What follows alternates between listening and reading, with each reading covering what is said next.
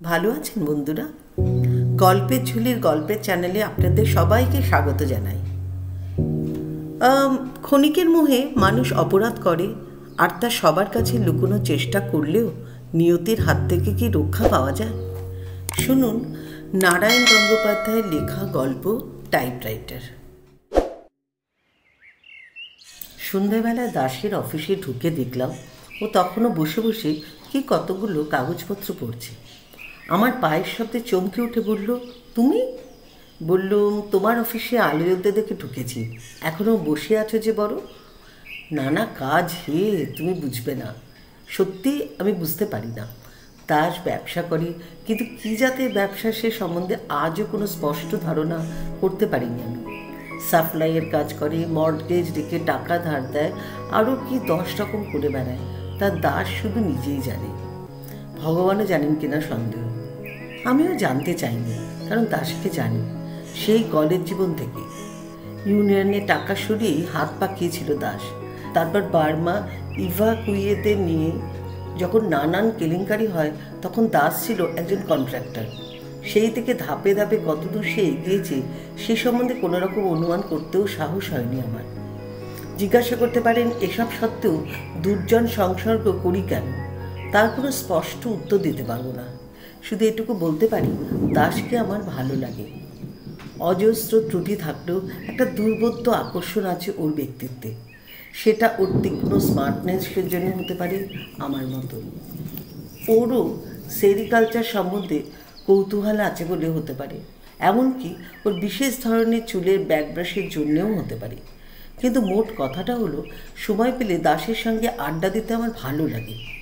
এই পথ দিয়ে যেতে যেতে ওর অফিসে আলো জ্বলতে দেখে তাই ঢুকে পড়েছিল। একটা বেয়ারানি, 3 জন কেরানির একজনও না। মস্ত অফিস ঘরটায় সবুজ শেড দেওয়া আলোটার পাশে দাসকে কেমন প্রক্ষিপ্ত মনে হলো যেন। তখনই আমি বুঝলাম নিঃসঙ্গতা দাসকে মানায় না। ও ড্রয়িং রুমের জীব, ছাদের অন্ধকারে একা বসে থাকবার জন্যে সৃষ্ট নয়। ওর সামনে একটা চেয়ার টেনে নিয়ে আমি বললুম, একলা একলা এতক্ষণ বসে জকের ধন পাহারা দিচ্ছ নাকি? প্রায় তাই। বিশেষ ধরনের ব্যাকব্রাশ করা চুলের ওপর দাস সযত্নে একবার হাত বুলিয়ে নিলে এমন কতগুলো কাজ ডান হাত দিয়ে করতে হয় যা বাঁ হাতকে জানতে দিতে নেই। তাহলে আমিও যাই, বিরক্ত করব না। আরে বসো বসো। দাস হাসলো। কাজটা শেষ হয়ে গেছে। পাশের একটা লোহার ড্রয়ার খুলে তাতে কাগজপত্র রাখলো। লক করে দিয়ে চাবিটা ফেললো ট্রাউজারের পকেটে। তারপর দামি সিগারেটের টিনটা আমার দিকে ঠেলে দিয়ে বলল, একটা সিগারেট খেয়ে ওঠা যাবে তারপরে। কিন্তু সিগারেটটা ধরাতে গিয়ে জ্বলন্ত দেশলাই কাঠিটার দিকে আড়াআড়ি তাকাতেই আমার নজর পড়ল কোণের টাইপরাইটারের দিকে।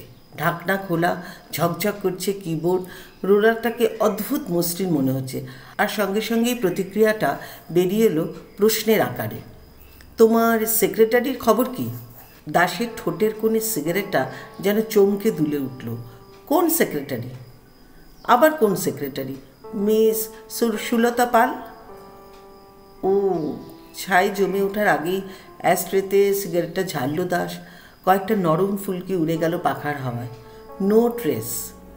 কোনো পাত্তা পাওনি? না। আশ্চর্য, এমন করে কোথায় গেল মেয়েটা? অবজ্ঞাকঞ্চিত মুখে আবার গোটা কয়েক ফুলকি ঝাড়ল দাস।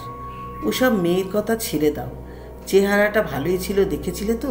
নিশ্চয়ই পালিয়েছে কারোর সঙ্গে। আমি আশ্চর্য হয়ে বললুম, পালাবার কী ছিল? যতদূর তোমার কাছে শুনেছিলাম কলকাতার একটা বোর্ডিংয়ে একাই থাকতো। আত্মীয় স্বজন কেউ থাকলেও তাদের সঙ্গে কোনো সম্পর্ক ছিল না। ওর যদি কাউকে ভালো লেগে থাকে তবে তাকে নিয়ে চোরের মতো পালাবার দরকার ছিল না নিশ্চয়ই। দাস উদার ভঙ্গিতে বললে, কে জানে, হয়তো কোনো রাইভেল ছিল। কলকাতায় থাকলে খুনটুন একটা কিছু হয়ে যেতে পারত। এ ধরনের মেয়েকে নিয়ে কত নুইসেন্স হয় জানোই তো। তা হয়তো হয়, তবে দাসের সেক্রেটারি সুলতা পাল সম্পর্কে এরম কথা ভাবতে আমার কষ্ট হচ্ছিল। মিষ্টি চেহারা, শান্ত ধরনের ওই মেয়েটিকে কতদিন আমি নিবিষ্ট মনে ওখানে বসে টাইপ করতে দেখেছি। সামান্য একটু নিরীহ ঠাট্টাতেও যে মেয়েটির গাল রাঙা হয়ে উঠত, নিচু হয়ে যেত চোখের পাতা, তার মধ্যে ঠিক এসব জিনিস আমি আশা করিনি। তবু সাহিত্যিকের ভাষায় আমার মনে হলো যেসব মেয়ে প্রথম প্রেমের জন্য চিরকুমারী থেকে যায়, সুলতা সেই দলেরই। কিন্তু সুলতা যে প্রায় 15 দিন নিরুদ্দেশ, এটা ঠিক কথা। কোনো অ্যাক্সিডেন্ট হয়নি, কোনো বিপদে পড়বার মতন কাঁচা মেয়েও সে নয়। অতএব সে পালিয়েছে, এটা ধরে নেওয়া যেতে পারে। দাস বললে, সেক্রেটারির ভাবনা নেই, আজও 3 জন ইন্টারভিউ দিয়ে গেছে, তবে মেয়েটা বড় ভালো কাজ করতো। তা করতো। দাস চুপ করে রইল। একটু আগে যে সিগারেটটায় বারবার টোকা দিচ্ছিল, অনেকটা ছাই জমতেও এবারে সেটাকে ঝাড়ল না। আমিও চুপ করে বসে বসে ছাইটা কখন ভেঙে পড়ে সেইটা দেখবার জন্যে অপেক্ষা করতে লাগলুম। আর ভাবতে লাগলুম, সুলতা এতখানি সাহস পেল কী করে। সুতরাং একটু পরে দাস যখন বলতে যাচ্ছিল এইবার ওঠা যাক, অন্তত ওর মুখ থেকে এই কথাটাই বেরিয়ে আসবে বলে আমার মনে হচ্ছিল, ঠিক তখনই ঝমঝম করে বৃষ্টি নেমে বসলো বাইরে। খোলা দরজা দিয়ে ভেজা ধুলোর একটা তপ্ত রুদ্ধশ্বাস চলে এলো ঘরে। দাসের সিগারেট থেকে ছাইটাকে কেড়ে নিয়ে চলে গেল। দাস বললে, বৃষ্টি নামলো যে, গাড়িটাও তো আনিনি। বললুম, না থামলে বেরোনো যাবে না, বেশ ঘটা করে নেমেছে, ট্রাম পর্যন্ত যেতে গেলেও ভিজিয়ে ভূত করে দেবে। তাই থামুক। দাস বলল, তাহলে একটু বসো তুমি, আমি একটা টাইপের কাজ সেরে নিই ততক্ষণ। উঠে টাইপরাইটারের দিকে এগিয়ে গেল দাস। সুলতার সম্পর্কে ভাবনাটা ভুলবার জন্যে আমি একটা বাণিজ্য সংক্রান্ত পত্রিকা কুড়িয়ে নিলাম টেবিল থেকে। তারপর মাল্টিপারপাস স্কিমের ওপরে একটা প্রবন্ধ পড়বার চেষ্টা করতে লাগলাম। আলগা মনোযোগের ভেতরে কানে আসতে লাগলো বাইরের বৃষ্টির আওয়াজ, টাইপরাইটারের রোলারে কাগজ জড়ানোর খসখসানি, তারপরে খটখট করে গোটা কয়েক টাইপিংয়ের শব্দ। পরক্ষণে দাস হেসে উঠল। হাসি কেন, ব্যাপার কি? এসো এখানে দেখো কি মজা হয়েছে। আমি উঠে গিয়ে ওর পাশে দাঁড়ালুম। মজাই করেছে বটে একটা। ওপরে টেন্ডার বলে হেডিং দিয়ে তার নিচে 3 বার টাইপ করে বসেছে একটা নাম, সুলতা পাল। অবাক হয়ে বলল, মেয়ের মানে? সুলতার পালের নাম টাইপ করছো কেন? দাস বলল, মানেটা তো আমিও ভাবছি। লিখতে গেলুম টেন্ডার, লিখে বসলুম সুলতা পালের নাম, তাও একবার নয় 3 বার। আমি বললাম, তাতে অস্বাভাবিক কিছু নেই, এতক্ষণ ধরে ওকে নিয়েই তো আমরা আলোচনা করছিলাম, আর ওর ব্যাপারটাও এত বিস্ময়কর যে মনের ভেতরে ওর নামটাই ঘুরছিল। অন্য মনস্কভাবে তাই চেপে বসে আছো। তাই বটে। দাসের মুখের ওপর একটা বিষণ্ণ ছায়া নেমে এলো। আজ 1 বছর ধরে এইখানে বসে টাইপ করছে সুলতা, একেবারে ঘড়ির কাঁটার মতো। একটা দিন কামাই করেনি, 1 মিনিট লেট করেনি, 5 মিনিট আগে ছুটি নিয়ে চলে যায়নি কোনো দিন। এই প্রত্যেকটা চাবিতে সুলতার আঙুল জড়িয়ে রয়েছে। আবার আমরা দুজন গম্ভীর হয়ে রইলুম। সুলতার শান্ত মিষ্টি মুখখানা আমি ভুলতে পারছি না। দাসের চোখ দুটো কেমন উদাস আর গভীর হয়ে গেছে। আমার জিজ্ঞেস করতে ইচ্ছে হলো, তুমি কি ওকে ভালোবাসতে? বাইরে বৃষ্টি পড়তে লাগলো, ধুলোর তপ্তশ্বাস নেই। দরজা দিয়ে ঠান্ডা ভিজিয়ে বাতাস আসছে। দাস দরজাটা বন্ধ করার কথা বললে না, আমিও উৎসাহ পেলুম না। শুধু বৃষ্টির শব্দ, আমাদের চুপ করে থাকা, আর ঘরের ভেতর কোথা থেকে উড়ে আসা একটা চামচিকের চঞ্চল ছায়া। কিছুক্ষণ ধরে স্তম্ভিত হয়ে রইল। দাস স্তব্ধতা ভাঙল। টাইপটা সেরেই ফেলি। কাগজটা খুলে দাস সেটাকে তাল পাকিয়ে নিচের বাস্কেটে ফেলে দিলে। জড়িয়ে নিলে আর একখানা। আবার খটখট করে বেজে উঠল টাইপিংয়ের আওয়াজ। আমি টাইপরাইটারের টেবিলের কোণে দাঁড়িয়ে রইলুম। একটানা বৃষ্টির শব্দের মতো টাইপিংয়ের শব্দ একাকার হয়ে এলো। কখনো কখনো স্পেসিং আর ঘন্টার জ্যোতিপতন কানে আসতে লাগলো। কতক্ষণ ধরে জানি নে, কেন যে তাও জানি নে, হঠাৎ আমার চোখ নেমে এলো দাসের টাইপের ওপর। কি আশ্চর্য!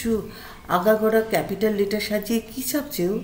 যা দেখলুম তাতে কয়েক মুহূর্ত আমার চোখকে বিশ্বাস করতে পারলাম না। প্রচণ্ড স্পিডে পাগলের মতো দাস যা ছেপে চলেছে তা এই। টেন্ডার। আমি অকপটে স্বীকার করছি যে সুলতা পালকে আমি খুন করেছি। আমার ব্যারাকপুরের বাগানবাড়িতে পুরনো গ্যারেজের ভেতরে একটা বড় কেবিন ট্রাঙ্কে তার মৃতদেহ রয়েছে। আমি তার উপরে বল প্রয়োগে ব্যর্থ হয়ে, কিন্তু আর তো আমি চোখে অবিশ্বাস করতে পারি না। যা দেখছি এ তো স্বপ্ন নয়। আমি আর্তনাদ করে উঠলাম, দাস, এ কী ছাপছো তুমি, এ কী ছাপছো? টুলের ওপরে দাস থরথর করে কেঁপে উঠল। একটা মৃত প্রাণী যেন নড়ে উঠেছে ইলেকট্রিক কারেন্টের ছোঁয়া। যেন এতক্ষণে সে ঘুমিয়ে টাইপ করে যাচ্ছিল, হঠাৎ জেগে উঠেছে। আমি আবার বললুম, দাস, দাস, কী টাইপ করে যাচ্ছ তুমি? নিজের টাইপিংয়ের ওপর চোখ বোলাতে দাসের 10 সেকেন্ডও লাগলো না। তারপরে পেছনে লাথি দিয়ে টুলটাকে ফেলে দিয়ে উঠে দাঁড়ালো সে। হ্যাচকা টানে কাগজটাকে টেনে বার করে দিয়ে বিকৃত গলায় চিৎকার করে বললে, না না না, আমি না, আমি না। আমি আরও কি বলতে যাচ্ছিল, দাস বলতে দিলে না। মিথ্যে কথা, আমি নয়। জান্তব গলায় আবার চিৎকার করে উঠল সে।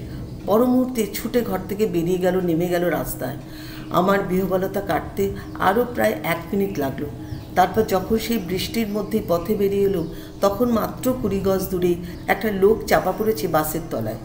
কাছে না গিয়েও আমি বুঝতে পারলুম সে দাস ছাড়া আর কেউ নয়। আর বৃষ্টিতে ভিজতে ভিজতে ও আতঙ্কে স্তব্ধ হয়ে আমি ভাবতে লাগলাম, তাকে নিজের হাতেই তার শাস্তি দিয়েছে সুলতা। এরপরে একটিমাত্র কাজ আছে আমার, কোনো পাবলিক টেলিফোনে গিয়ে পুলিশকে জানাতে হবে ব্যারাকপুরের গ্যারেজে সেই কেবিন ক্রাফটটার কথা।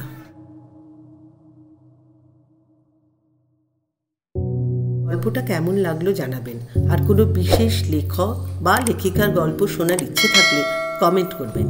সবাই সুস্থ থাকুন, ভালো থাকুন। আরেকটা গল্প নিয়ে খুব তাড়াতাড়ি ফিরছি।